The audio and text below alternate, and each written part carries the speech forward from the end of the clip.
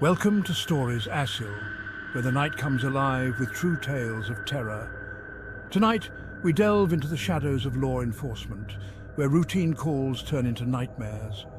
These are not just stories, but harrowing experiences that will send shivers down your spine and make your heart race.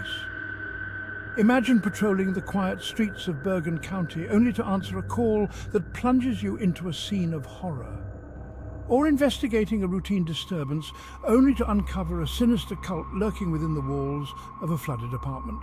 These are the stories that will keep you on the edge of your seat. Before we begin, make sure to hit that subscribe button and like this video.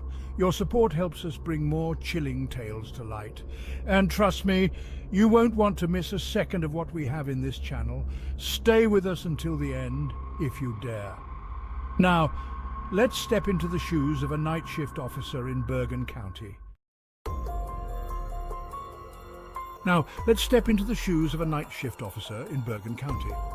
A scream in the dead of night leads to a gruesome discovery. I work nights for the Sheriff's Department in Bergen County. I've been on the force for 2 years. I haven't seen too much craziness aside from late-night drug arrests, a few robbery calls and a few assault calls. Northeastern Bergen County is pretty low crime after all, so those are usually the worst calls I deal with. There was this one night that I received a disturbance call to investigate a scream that came from a house nearby.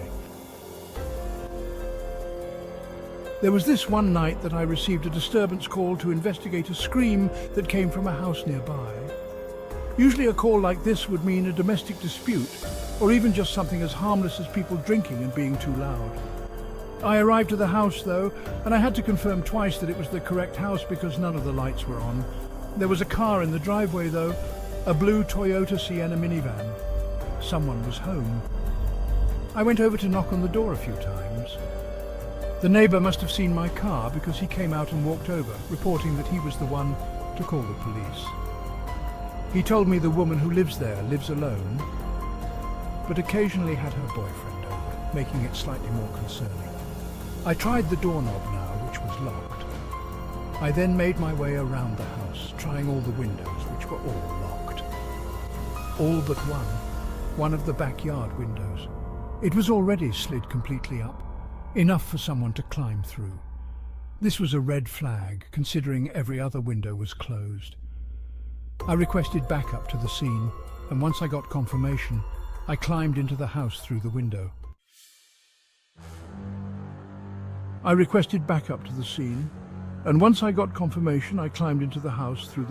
started to flick every light on that I could find in the house, starting in the kitchen and working my way to the living room.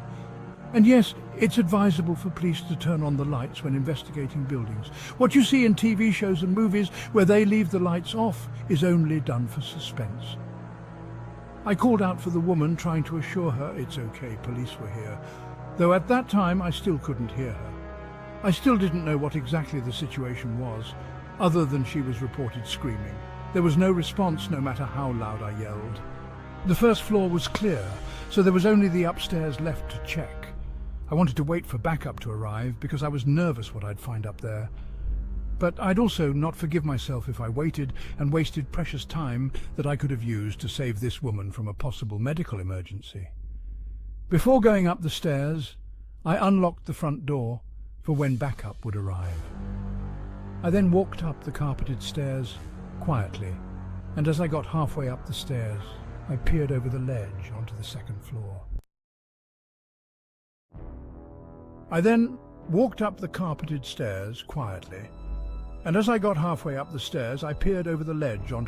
floor. There were 4 doors up there. I flicked on the light switch in the hallway and called out one more time. I heard a creak-type sound come from behind one of the doors, so she had to be in there. I opened the door and it was a bedroom. The light was off, but the light from the hall was plenty to see a woman laying in bed under the covers. I saw the back of her head. I walked over to her to make sure she was okay, but as I was close I noticed dark stains that soaked the other side of the covers, the side of her I couldn't see from the door.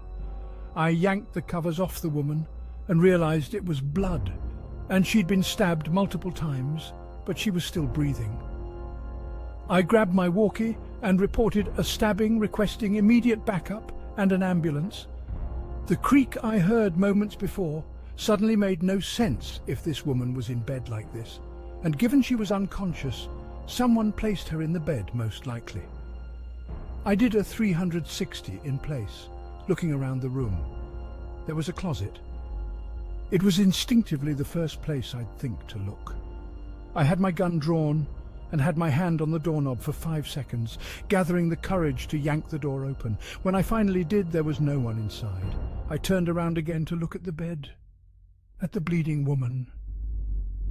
Then I thought, the bed. I got on my knees to be level with the bottom of the bed. I yanked the bed wrap covering the bottom of the bed up, and I was then eye to eye with the woman. I yanked the bed wrap covering the bottom of the bed up, and I was then eye to eye with the woman. I was eye to eye with a man wearing a face mask covering the lower half of his face. I shrieked and yelled, "Show me your hands!" He slowly raised his hands above his head as much as he could. I got up and told him to get out from under the bed slowly and made sure he wasn't holding the knife. I had him stand in the corner with his hands up until my backup came. I wasn't about to try and handcuff him in there alone, and he could have any weapon on his person. I told backup to meet me upstairs, and when they entered the house, I called up to them. Only then did I place the man under arrest. An ambulance arrived not too long after, and the woman was rushed to the hospital, and she managed to survive being stabbed 6 times. An ambulance arrived not too long after, and the woman was rushed to the hospital, and she managed to survive being stabbed 6 times. The man who did it was in fact her boyfriend, which I didn't find too surprising, honestly. The man had found out that she cheated on him with his friend, and when he called her about it, she broke up with him over the phone, ending in this chaotic, violent mess. I'm just very thankful the woman survived. This story was told to me by my best friend's uncle, who works the night shift as a police officer in our city. A year or so ago, Mike, my best friend's uncle, was out on his nightly patrol with his partner Steve. When they got a call from a landlord in an apartment complex complaining about one of his tenants, they didn't really expect anything bad. They get calls like that all the time, so they headed over to see what was going on. When they arrived, the landlord greeted them outside. It was probably 1 or 2 in the morning, and everyone from the complex was standing out in the grass, which was odd. The landlord approached Mike and Steve and started to rant about one of their neighbors being crazy and turning all the water on in his apartment. Apparently he was some guy in his 30s, and he'd been acting weird lately.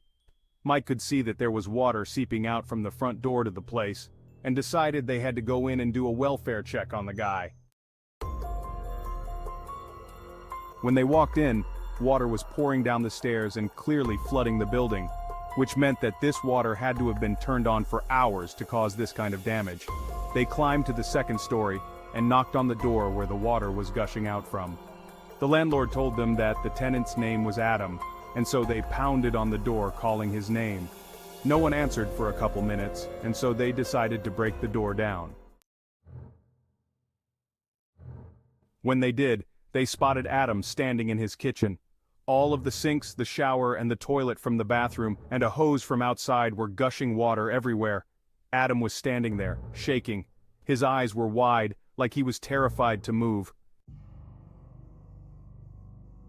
"Adam, what's going on? Are you all right?" Mike asked while his partner Steve walked further inside to check everything out. Steve walked into the bathroom to turn off the water and to make sure no one else was in the apartment. Mike slowly approached Adam, who seemed terrified because he was shaking so much. He didn't even look at Mike as he approached. Again, he was asked what was wrong, and he finally stuttered out that there are people in the wall, and there are people in the walls. Mike didn't hear what he was saying at first, but as he got closer, Adam started to hear it over and over, louder and louder. "There are people in the walls," until he was almost screaming it, getting himself worked up. Steve walked into the bedroom next and was clearing the room when he checked the closet and noticed something as he turned on the light. There was a very faint line that ran across the wall. At first he didn't think anything of it, but then he heard what Adam was screaming, and a sinking feeling hit his gut. The more he stared at it, the more he realized that the line was in the shape of a door cut out of the wall. It clearly wasn't meant to be there. Mike was about to lead Adam out of the apartment when Steve suddenly called to him, "You better take a look at this." Mike went into the other room to see Steve pointing his gun at the wall in the bedroom, clearly freaked out. Steve quickly pulled a piece of wall back and they both froze when 3 sets of eyes stared back at them. 3 people were pressed together in this tiny space in the wall, their faces painted in weird patterns. Both Steve and Mike ordered them out and handcuffed each one. By that time, backup had arrived, and some other police officers got Adam out of there. They led the 3 downstairs and sent them off to jail. Mike and Steve were deeply disturbed by the whole exchange. It was only made worse when a couple months later, they found out that the 3 people on the wall were from some crazy cult out in the woods, and they were trying to get Adam to join them.